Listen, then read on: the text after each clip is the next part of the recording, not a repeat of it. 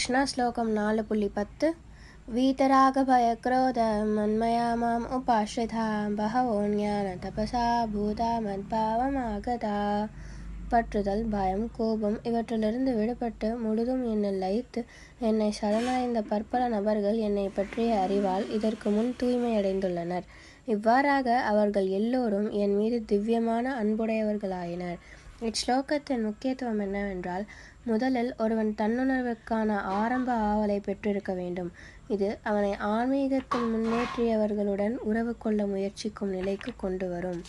அதன்பின் அங்கீகரிக்கப்பட்ட ஆன்மீக குருவின் வழிகாட்டலின் கீழ் பக்தி தொண்டினை பயிற்சி செய்வதால் எல்லா விதமான பௌதிக பற்றுதல், ஆன்மீக தத்துவத்தை கண்ட பயம், சூன்யவாத தத்துவத்தினால் எழும் விரக்தி ஆகியவற்றிலிருந்து விடுபட்டு உன்னத நிலையை அடைய முடியும்.